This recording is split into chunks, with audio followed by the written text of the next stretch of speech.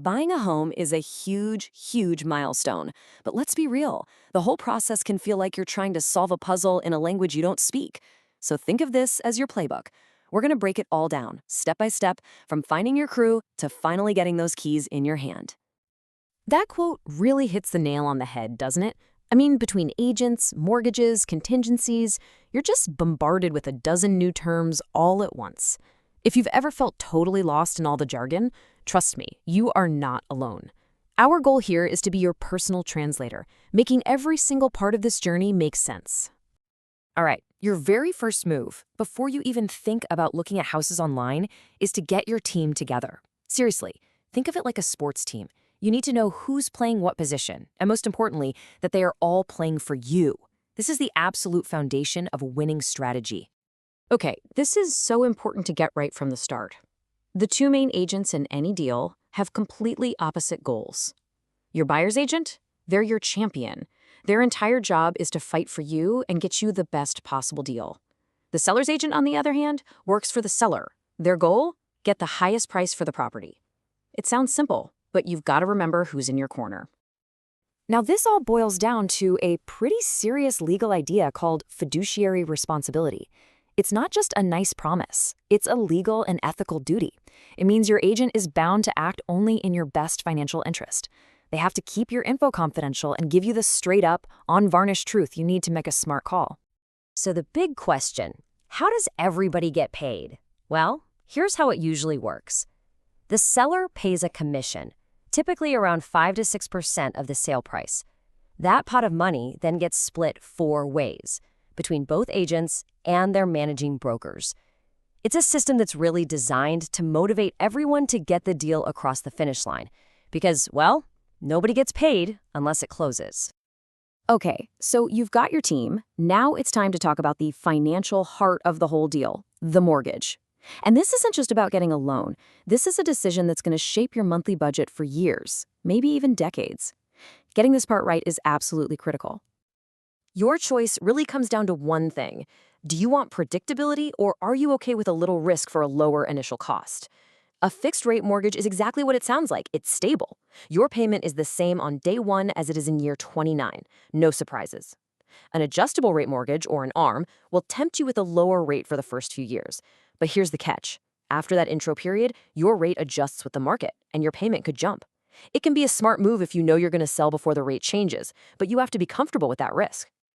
Now, if you're putting down less than 20%, you're almost certainly going to run into something called private mortgage insurance, or PMI. It's basically an extra monthly fee that gets tacked right onto your mortgage payment. And here's the kicker that catches so many people by surprise. PMI is insurance that protects the lender, not you. Think of it as the fee you pay for the privilege of a smaller down payment. All right, your team is in place, your financing is all lined up. Now we get to the really exciting part, finding a home you love and actually making an offer. But this isn't just about picking a number out of thin air. It's a very strategic move. Your agent is really in the driver's seat here. They'll start by digging into comps. That's just data on similar homes that have sold nearby, to figure out a fair price. Then they'll write up the official offer, which includes not just the price, but also these super important safety nets called contingencies. Those let you back out if something major, like a bad inspection, comes up. Once that offer is sent over, the real dance begins, negotiation. And let me tell you, this is where a great agent truly earns their keep. They have the experience to know when to push for a lower price and when to ease up so you don't lose the deal entirely. Their job is to be both your fighter and your diplomat, all at the same time, to get you to a win. The offer is accepted. Whoa! Now you have to protect what is probably the biggest purchase you've ever made. And that brings us to 2 kinds of insurance that are both absolutely essential, but they get confused all the time. This might be one of the most common questions in all of real estate, and for a really good reason. They sound kind of similar, but they protect you from totally different things in totally different ways. Okay, the easiest way to remember the difference is this. Homeowner's insurance is future-facing. It protects you from bad things that might happen after you own the house, like a fire or a hailstorm. Title insurance is past-facing. It protects you from the ghosts of the property's past, hidden ownership issues that could come back to haunt you. You pay for homeowner's insurance every year, but you only pay for title insurance one time, right at closing. So what kind of spooky hidden issues are we talking about? Well, stuff you would never, ever find on your own. Things like an old unpaid contractor's bill that turned into a lien against the house, a forged signature on a deed from 30 years ago, or, and this actually happens, a long-lost heir who shows up out of the blue with a legal claim to the property. Title insurance makes sure those past problems don't become your future nightmare. We are in the home stretch now. All the back and forth is done, the inspections look good, the loan is fully approved. The only thing left to do is cross that finish line, a process we call closing. Now here is a critical piece of protection that's built right into the system for you. By law, your lender has to give you the final breakdown of every single cost. It's called the closing disclosure, at least 3 business days before you're supposed to sign.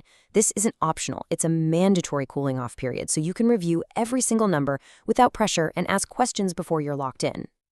Closing day is really just a series of final checkpoints. You'll do one last walkthrough of the house to make sure it's in the condition you agreed on. You'll bring your final funds, your cash to close, and then you're going to sign your name. A lot. But once that last page is signed and the money is transferred, that's it. The deal is done. The home is officially yours. And just like that, the keys are in your hand. You did it. You navigated the agents, the financing, the offer, and the closing. The playbook is complete. But, as this whole journey comes to an end, a brand new one. The real adventure of homeownership is just getting started.